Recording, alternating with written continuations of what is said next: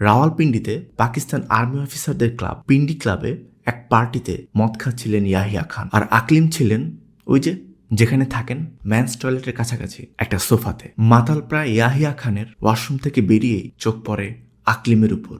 দুজনের মধ্যে অনেক কথা হয়।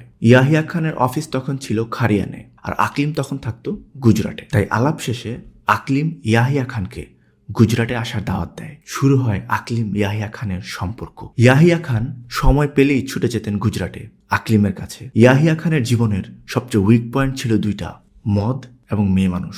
আকলিম ইয়াহিয়া খানের এই দুর্বলতার পুরো ফায়দা উঠিয়েছিল। আকলিম ইয়াহিয়াকে আদর করে ডাকতো আগা জানি, আর ওই সময় থেকে আকলিম হয়ে উঠল জেনারেল রানী। 1969 সালে তৎকালীন পূর্ব পাকিস্তানে এবং পশ্চিম পাকিস্তানে প্রেসিডেন্ট আইয়ুব বিরোধী আন্দোলন গণ অভ্যুত্থানের রূপ নেয়।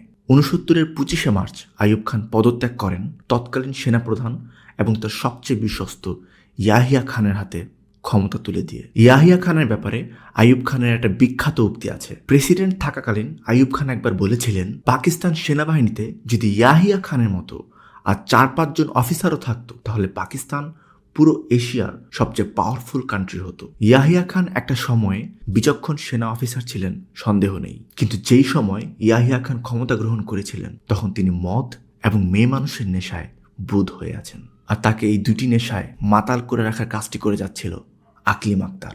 1969 সালের 26শে মার্চ সবার সামনে ক্ষমতা গ্রহণ করলেন ইয়াহিয়া খান, কিন্তু পর্দার আড়ালে ক্ষমতায় আরোহণ করলেন আকলিম আক্তার ওরফে জেনারেল রানী। ওই দিনগুলোয় পাকিস্তানের আলিশান হোটেল ইন্টারকন্টিনেন্টালে একটা লাক্সারিয়াস সুইট সবসময় বরাদ্দ থাকতো আকলিমের নামে।